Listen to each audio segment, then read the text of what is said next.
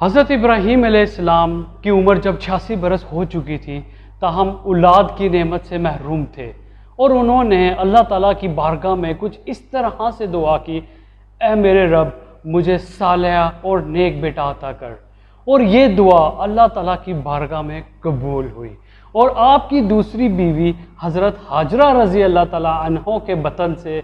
آپ کو اولاد کی خوشخبری سنا دی گئی۔ حضرت ابراہیم علیہ السلام کی پہلی بیوی جو کہ حضرت ہاجرہ رضی اللہ عنہ کے بطن سے اولاد کی خوشخبری سے ناخوش تھی، انہوں نے حضرت ابراہیم علیہ السلام کے گزارش کی کہ حضرت ہاجرہ اور ان کے بیٹے حضرت اسماعیل کو ان سے دور کر دیا جائے، یہ لوگ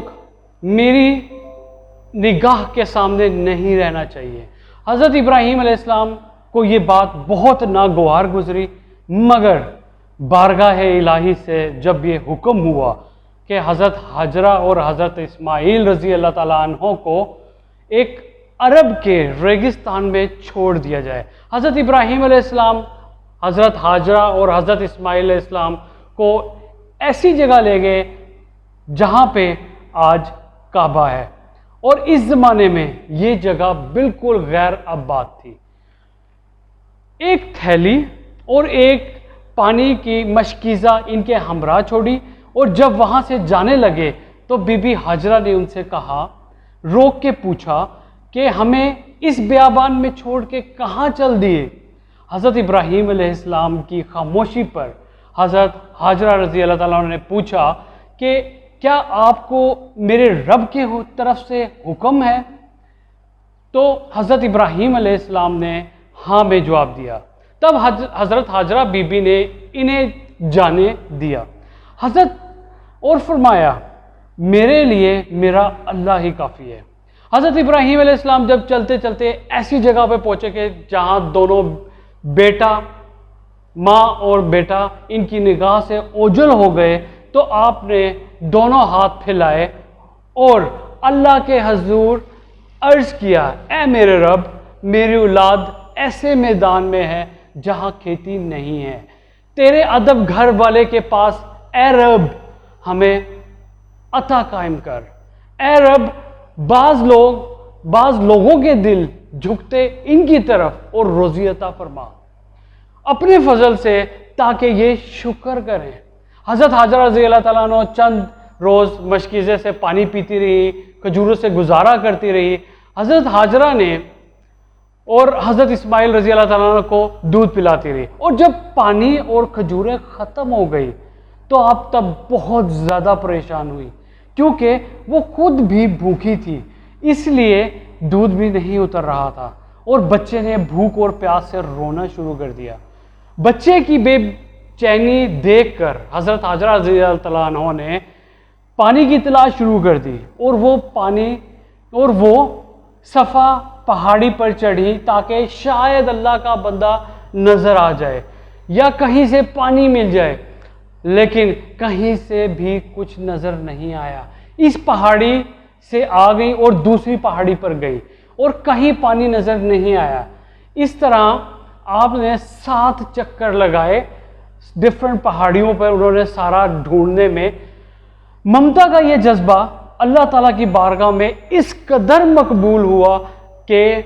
بیت اللہ کی زیارت کے لیے آنے والے ہر فرد پر اللہ تعالیٰ نے اسے لازم قرار دے دیا۔ حضرت ہاجرہ کی سنت کی پیروی کرتے ہوئے صفا اور مروہ کی پہاڑی کی سعی کرے، ٹھیک ہے۔ اس جستجو پر مشتمل عمل ایک اشارہ یہ بھی ہے کہ جب حضرت ہاجرہ بچے کے پاس واپس آئیں تو دیکھا کہ جس جگہ حضرت اسماعیل رضی اللہ تعالیٰ عنہ روتے ہوئے ایڑیاں رگڑ رہے تھے، وہاں سے پانی کا چشمہ جاری ہو گیا، اور جب یہ چشمہ آج بھی موجود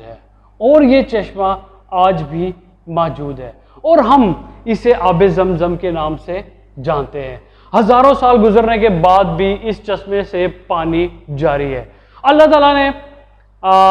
اس پانی میں مخلوق کے لیے شفا بھی رکھی ہے۔ حضرت ہاجرہ یہ معجزہ دیکھ کر بہت خوش ہوئی اور اللہ تعالیٰ کا شکر ادا کیا۔ اس کے بعد آپ نے بچے کو پانی پلایا اور خود بھی اس سے مستفیض ہوئی۔ اسی وقت اللہ تعالیٰ کی طرف سے ایک فرشتہ نازل ہوا اور ان کی طرف سے وحی نازل ہوئی، اے ہاجرہ آپ خوفزدہ نہ ہوں اور غمگین نہ ہوں، اللہ آپ کو اور اس بچے کو ضائع نہیں ہونے دے گا، کیونکہ یہ اللہ کا گھر یعنی بیت اللہ ہے جس سے اس بچے اور اس کے باپ نے تعمیر کرنا ہے۔ پھر کچھ عرصے کے بعد حضرت ابراہیم علیہ السلام نے خواب دیکھا اور 3 دن ایک ہی طرح کا خواب دیکھا، اور وہ انہوں نے اپنے بیٹے کو سنایا، اور پھر حضرت اسماعیل علیہ السلام سے پوچھا، میرے بیٹے میں تجھے اپنے خواب کے پیش نظر اللہ کی راہ میں قربان کرنا چاہتا ہوں، کیا رائے ہے؟ اس پر حضرت اسماعیل علیہ السلام نے تحمل کے ساتھ فرمایا، بابا جان آپ اللہ کے نبی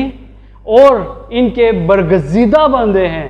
میں برگزیدہ بندوں میں سے ہیں، آپ بے فکر ہو کر اللہ کے حکم کی تعمیل کریں،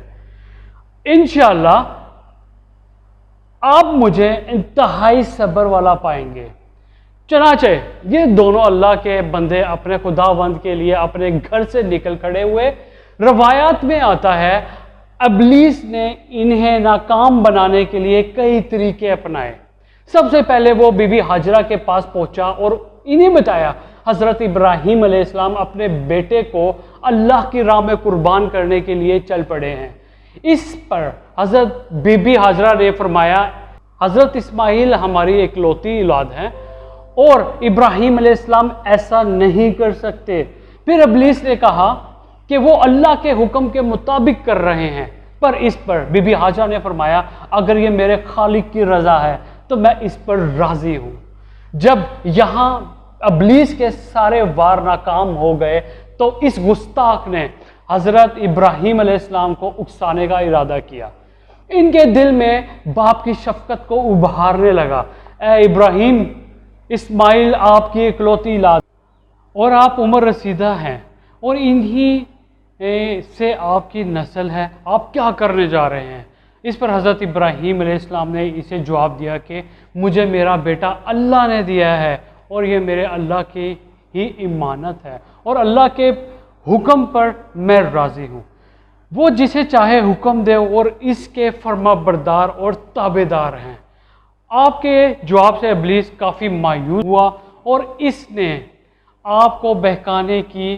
پوری کوشش کی، اور اس کے بعد اس نے حضرت اسماعیل علیہ السلام کو بھی بہکایا اور وہ بھی اپنے مقصد پر ڈٹے رہے۔ حضرت اسماعیل علیہ السلام نے فرمایا، میں اپنے رب کی رضا پر راضی ہوں اور میرے رب نے میرے بابا کو میری قربانی کا حکم براہ راست خواب پہ دیا ہے، اور انبیاء اکرام کے خواب سچے ہوتے ہیں۔ اور کہا جاتا ہے ابلیس نے 3 بار ان کو بہکانے کی کوشش کی، لیکن انہوں نے ابلیس پر کنکر برسائے اور اسے کامیاب نہ ہونے دیا۔ اور یہ وہ سنت ہے جو حجاج اکرام ہر سال دہراتے ہیں اور جسے سنت رمی کہلایا جاتا ہے۔ اور یہ دونوں وہاں پہنچے جہاں حضرت اسماعیل علیہ السلام کو قربان کرنا تھا، اور تب کائنات نے وہ منظر دیکھا جو اس سے پہلے کبھی نہیں دیکھا تھا اور نہ کوئی قیامت تک دیکھ پائے گا، اور زمین اور آسمان ساکت ہیں، فرشتے ارض سے زمین پر عجیب و غریب منظر دیکھ رہے ہیں۔ تبھی اسماعیل علیہ السلام کہتے ہیں، بابا جان میرے ہاتھ اور پاؤں دونوں باندھ دیں، اور تاکہ آپ کو چھری چلاتے وقت آپ کو کوئی دقت نہ ہو، اور بابا جان مجھے زمین پر الٹا لٹائیے گا تاکہ میرا چہرہ زمین کی طرف ہو اور آپ میرے چہرے کو نہ دیکھ سکیں، اور آپ کو تاکہ مجھ پہ ترس نہ آ جائے اور آپ مجھے ذبح آسانی سے کر پائیں۔ بابا جان اپنی آنکھوں پر پٹی باندھ لیجئے گا اور ذبح کرنے کے بعد میرا کرتا میری ماں کو دے دیجئے گا تاکہ انہیں بھی صبر آ جائے۔ باپ نے ان سب باتوں پر عمل کیا اور بیٹے کا ماتھا چوما اور ہاتھ پاؤں باندھ کر الٹا لٹا دیا اور چھری چلا دی، لیکن چھری نے حضرت اسماعیل رضی اللہ تعالی عنہ کو نہ کاٹا، کیونکہ اللہ تعالیٰ کو کچھ اور ہی منظور تھا۔ حضرت ابراہیم علیہ السلام نے چھری سے فرمایا، اے چھری، میرے اسماعیل کا گلا تو بہت نازک ہے، تو کیوں نہیں چلتی؟ عرش پر فرشتے خاموش اور زمین پر ایک بندے کا اللہ سے محبت کا عجیب منظر دیکھ رہے تھے۔ تب اللہ تعالیٰ نے عرش پر حضرت جبرائیل علیہ السلام سے فرمایا، اے جبرائیل، جاؤ اور جنت سے مینڈا لے جاؤ، میرا خلیل پیچھے نہیں ہٹے گا، اور اس کی قربانی کرو۔ تب حضرت جبرائیل علیہ السلام جنت سے ایک مینڈا لے کر جاتے ہیں اور حضرت اسماعیل علیہ السلام کو چھری سے ہٹاتے ہیں اور مینڈے کو رکھ دیتے ہیں۔ تب چھری کو چلنے کا حکم ملتا ہے اور چھری چل جاتی ہے۔ تب حضرت ابراہیم علیہ السلام کے ہاتھوں پر جب گرم خون لگا اور آپ بے ساختہ اپنی زبان سے نکلا حضرت ابراہیم علیہ السلام کی، اللہ اکبر، یا اللہ تیرا شکر ہے، مگر آنکھوں سے جب پٹی اتاری تو حضرت اسماعیل علیہ السلام صحیح سلامت ایک سائیڈ پر بیٹھے ہیں۔ حضرت ابراہیم علیہ السلام کی تابعداری اور حضرت اسماعیل علیہ السلام کی فرما برداری بارگاہ الہی میں قبول ہوئی، اور اللہ تعالیٰ نے حضرت اسماعیل علیہ السلام سے کو قربان ہونے سے بچا لیا، اور جو قربانی ہوئی اس سے متعلق روایات میں آیا ہے کہ وہ مینڈا جنت سے لایا گیا تھا، اور یہ وہ قربانی ہے کہ جسے تا قیامت امت مسلمہ کے لیے عملی نمونہ بنا دیا گیا۔ یہ تھا وہ عظیم واقعہ جسے تمام مسلمان عید الاضحیٰ کے نام سے مناتے ہیں۔ Thank you. اگر آپ نے میرا ابھی تک چینل سبسکرائب نہیں کیا ہے تو پلیز میرے چینل کو سبسکرائب کر لیجئے گا، تاکہ اسی طرح آنے والے جتنے بھی واقعہ، جتنے بھی نیوز کی جتنے بھی اپڈیٹس ہیں وہ آپ کو ملتی رہیں۔ Thank you.